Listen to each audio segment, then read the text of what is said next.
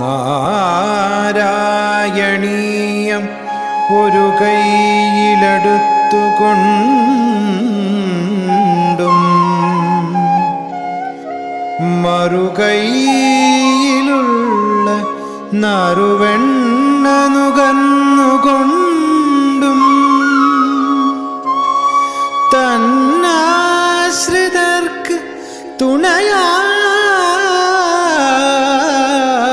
വിളങ്ങിടുന്ന നാരായണീയ ഗുരുവായൂരപ്പ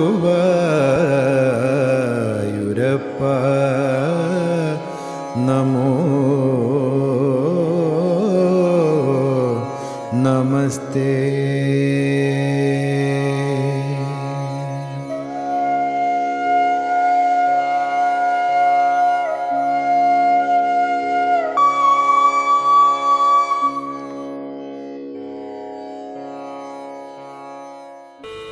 ഇത് തന്നെ ഭഗവാൻ ദേശം ഇത് തന്നെ ആവാം എന്ന് മേൽപ്പത്തൂരും തന്റെ ഒരു സമാധാനമായിട്ട് ഒരു ഉത്തരമായിട്ട് പറയാണ്. ഭക്തഃ ത്വയി സ്ഥിരതരഃ സഹ ഹി ഗാന്ധിനേയഃ തസ്യ ഏവ കാപഥമതിഃ കഥം ഈശ ജാത കഥമീശ ജാത വിജ്ഞാനവാൻ പ്രശമവാൻ അഹം ഇതി ഉദീർണം പ്രശമവാനഹമിത്യുദീർണം ഗർവം ധ്രുവം ശമയിതും ഭവതാ കൃതാ ഏവ കൃതൈവ.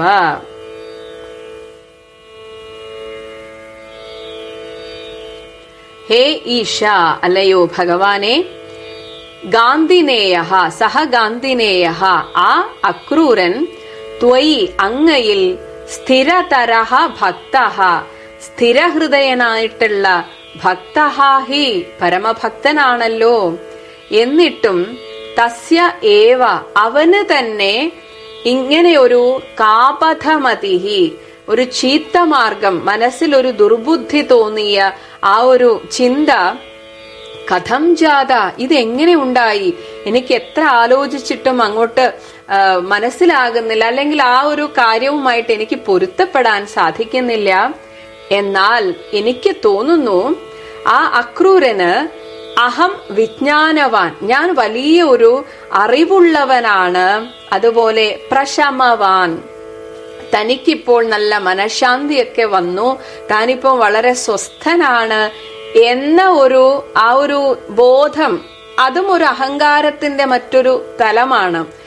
അത് ഉദീർണം ഗർവം അങ്ങനെ ഒരു അഹങ്കാരം ഉദിച്ചു വന്നോ എന്ന് ഭഗവാന് തോന്നിയോ? ആ തോന്നൽ അത് ഒരു തരി പോലും അക്രൂരന്റെ മനസ്സിൽ അങ്ങനെ ഒന്നും ഉണ്ടാവാൻ പാടില്ല എന്നതുകൊണ്ട് അത് ശമയിതും ആ ഒരു ചെറിയ അഹങ്കാരമെങ്കിലും ഉണ്ടെങ്കിൽ അത് ശമിപ്പിക്കാൻ ഭവതാകൃതായേവ അങ്ങയാൽ ഇത് ചെയ്യപ്പെട്ടതാണ് എന്ന് ധ്രുവം ഞാൻ അങ്ങനെ തന്നെ വിശ്വസിക്കുന്നു ഭഗവാനെ.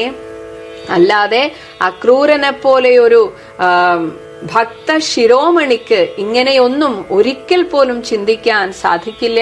പക്ഷെ അക്രൂരന് ഭഗവാനിൽ അടുപ്പം കൂടിക്കൊണ്ടിരുന്നപ്പോ താൻ ഒരു ഭക്തോത്തമനായെന്നും ഭഗവാന് തന്നെ ഇപ്പൊ വലിയ കാര്യമാണെന്നൊക്കെ സ്വയം അങ്ങ് ചിന്തിച്ചു പോയോ? അങ്ങനെ ഒരു ചിന്ത പോലും അക്രൂരന്റെ മനസ്സിൽ ഉണ്ടാവരുത് എന്നതുകൊണ്ട് ഭഗവാനെ അങ്ങ് തന്നെയല്ലേ ഇങ്ങനെയൊക്കെ തോന്നിപ്പിച്ചത്. അവസാനം ആ അക്രൂരനെ വളരെ നിർമ്മലനാക്കി തീർത്തിട്ട് ആ സ്യമന്തക രത്നത്തെ അക്രൂരന് തന്നെ കൊടുത്ത് ആ അക്രൂരനെ ഒരു ഉത്തമനാക്കി തീർക്കുകയല്ലേ ഭഗവാൻ ചെയ്തത്. അങ്ങനെ തന്നെ ആവണം എന്ന് വിശ്വസിക്കാനാണ് എനിക്കിഷ്ടമെന്ന് മേൽപ്പത്തൂർ പറയാണ്. ശ്ലോകം ഭക്തസ്ത്വയി സ്ഥിരതരഃ സഹി ഗാന്ധിനേയ തസ്യൈവ കാപഥമതി കഥമീശ ജാത വിജ്ഞാനവാൻ പ്രശമവാനഹമിത്യുദീർണം ഗർവം ധ്രുവം ശമയിതും ഭവതാ കൃതൈവ. ഹരിശരണം. എല്ലാ നാരായണീയ ഉപാസകർക്കും നമസ്കാരം.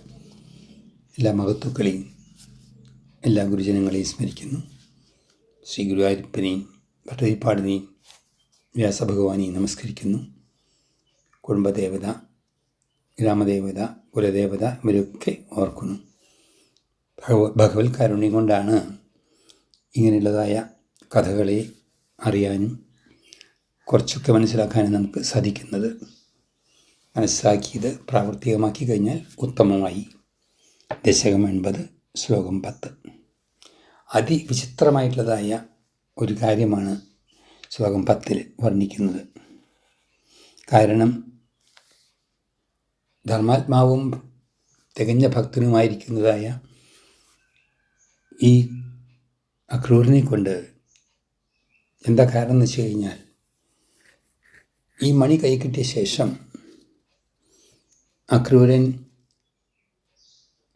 കൃതവർമാവനെ കൂട്ടിക്കൊണ്ട് കാശിയിലേക്ക് പോവുകയാണ്.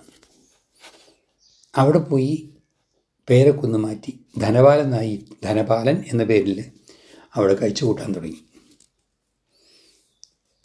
ഈ മണിയുടെ മഹത്വം കൊണ്ട് നല്ല ധനികനായി. പക്ഷേ മറ്റൊരു വിശേഷത എന്താണെന്ന് ചോദിച്ചാൽ, ആ ധനം തൻ്റെ ആവശ്യങ്ങൾക്ക് അദ്ദേഹം ഉപയോഗിച്ചില്ല. ധാരാളം ധർമ്മപ്രവൃത്തികളാണ് അതുകൊണ്ട് ചെയ്തത്. അതായത് ക്ഷേത്രങ്ങൾ അല്ലെങ്കിൽ ആരാധനാലയങ്ങൾ പുനരുദ്ധരിക്കുക, അതുപോലെ നല്ല നല്ല കാര്യങ്ങൾ എന്നേ പറയാൻ നിർത്തിയുള്ളൂ. അങ്ങനെ ആ പണം കൊണ്ട് ദാനധർമ്മങ്ങളും യാഗങ്ങളൊക്കെ ചെയ്ത് അവിടെ കഴിച്ചു കൂട്ടുകയാണ്. പക്ഷെ ഇവിടെ ചോദിക്കുന്ന ചോദ്യം, ഇവിടെ ആ ധനം കിട്ടുന്നതായ മണി കയ്യിൽ വന്നപ്പോൾ ഭഗവാനോട് ഒരു വാക്കുപോലും പറയാതെ കണ്ട് ദ്വാരക വിട്ടുപോയി തൻ്റെ ആ ഒരു പ്രൗഢി അല്ലെങ്കിൽ ആ ധനസ്ഥിതി കൊണ്ട് കുറച്ച് അഭിമാനം ഉണ്ടാവാൻ സാധ്യതയുണ്ട്. അങ്ങനെ സംഭവിക്കാൻ എന്താണ് കാരണം എന്ന് ചോദിക്കുകയാണ് ഇവിടെ. അത്ര നല്ല ഭക്തൻ ഇങ്ങനെ ചെയ്യിക്കണം ഭഗവാൻ. അപ്പോൾ ഇതെന്താ പറഞ്ഞു വരുന്നിച്ചാൽ, ധനം കയ്യിൽ വരുമ്പോൾ ചക്കരക്കുടത്തിൽ കൈയിട്ടാൽ എന്ന് പറഞ്ഞ പോലെ ധനം കയ്യിൽ വരുമ്പോൾ പലരും തൻ്റെ ആ നിജസ്ഥിതി മറന്നുപോകും. എല്ലാ സദ്ഗുണങ്ങളും ചിലപ്പോൾ ഇല്ലാതാവും. ഇതൊക്കെ സംഭവിക്കാം.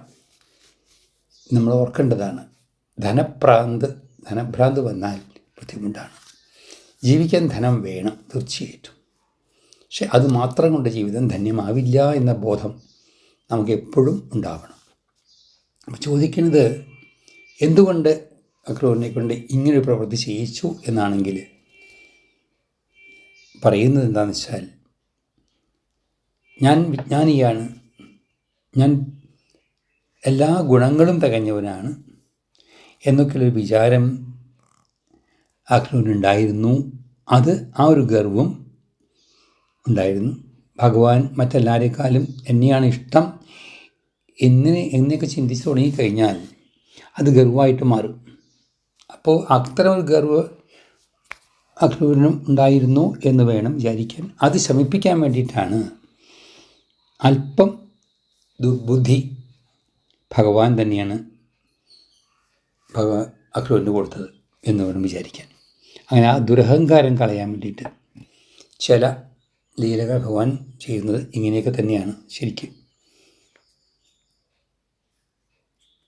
ഭഗവാൻ അറിയാം തികഞ്ഞ ഭക്തനാണെന്നൊക്കെ. പക്ഷെ ആരാണെങ്കിലും ശരി, അവരിൽ ഇത്തരം ചിന്തകൾ വന്നാൽ, അഹങ്കാരത്തിൻ്റെ അവസ്ഥ വന്നു കഴിഞ്ഞാൽ അവരെ അതിൽ നിന്ന് മോചിപ്പിക്കാൻ വേണ്ടി, അതും തനിക്ക് പ്രിയപ്പെട്ട ഭക്തരാണെങ്കിൽ അദ്ദേഹത്തിനെ പുനരുദ്ധരിക്കാൻ വേണ്ടിയിട്ട് തന്നെ ശിക്ഷയാണെന്ന് തോന്നുന്ന തരത്തിലുള്ളതായ ശിക്ഷണങ്ങൾ കൊടുത്തുകൊണ്ട് അവരെ ഭഗവാൻ ഉദ്ധരിക്കാറുണ്ട് എന്നതിൻ്റെ ഒരു ഉദാഹരണമായിട്ട് നമുക്ക് ഇതിനെടുക്കാം.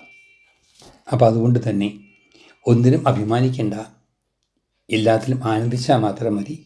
എല്ലാം ഈശ്വര അനുഗ്രഹമാണെന്ന് വിചാരിച്ചുകൊണ്ട് മുന്നോട്ട് പോകുന്നതാണ് ഉത്തമമായ ജീവിതം എന്ന് മനസ്സിലാക്കുക.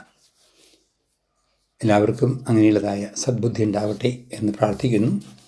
ഹരിശരണം, ഹരിശരണം, ഹരിശരണം.